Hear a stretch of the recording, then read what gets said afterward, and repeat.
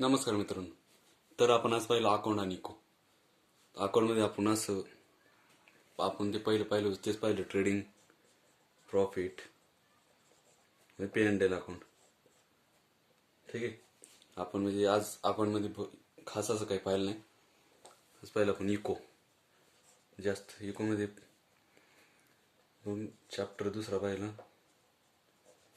Theory of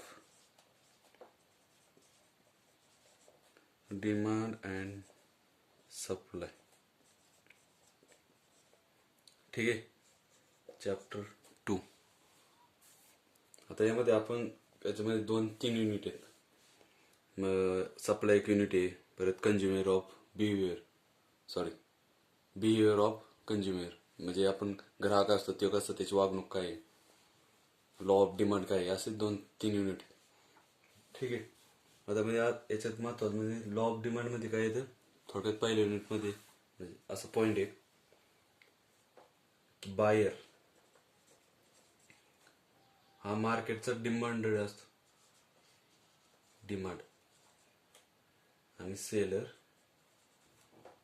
हा supplier. ठीक आहे. मी थोडक्यात मार्केटमध्ये हा बायर डिमांड क्रिएट करतो आणि मग सेलर तो सप्लाय पुरवतो. ठीक आहे. परत मग अशा प्रकारचे वेगवेगळे बिहेवियर ऑफ कंझ्युमर.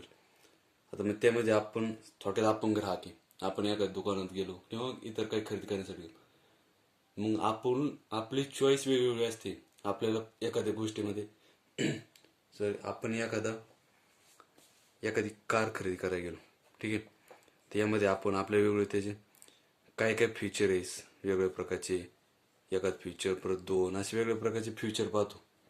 मग ती कार आपल्याला पसंत पडते किंवा नाही पडत, अशा प्रकारचे डिमांड असतात मग कंझ्युमरचे वेगवेगळ्या प्रकारचे. ठीक आहे. परत आता ते सप्लाय आलं. आता सप्लायमध्ये पण कसं, आता उदाहरणार्थ सप्लायमध्ये थोडक्यात क्वांटिटी सप्लाय होती. आता रोल्स रॉयल कार आहे, ठीक आहे, रोल्स रॉयल हा ब्रँड आहे कारचा. ती काय करते, जसं ग्राहकाला, कंझ्युमर जशी डिमांड असेल, डिमांड तसं सप्लाय करतं. ठीक आहे. मग असे काही ठराविक सप्लाय असतात. मग ह्या सप्लायमध्ये पण असं पण होऊ शकतं काही वेळेस जर दिसतंय का, मोठा ग्राफ काढतो. ह्या सप्लायमध्ये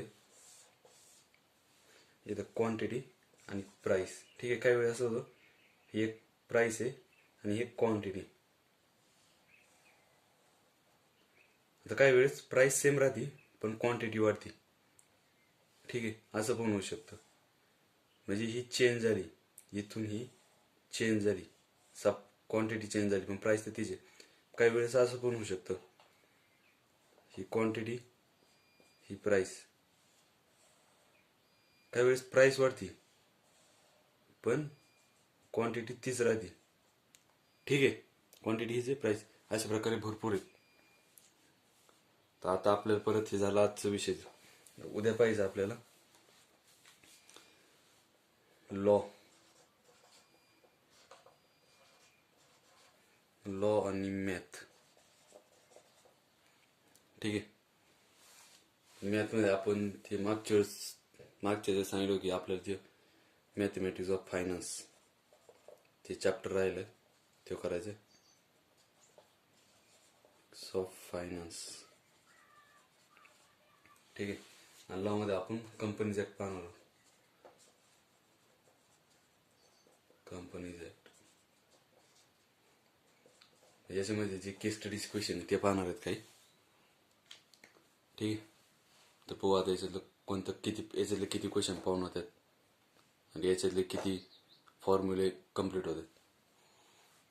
ठीक आहे. भेटू पुढच्या व्हिडिओत.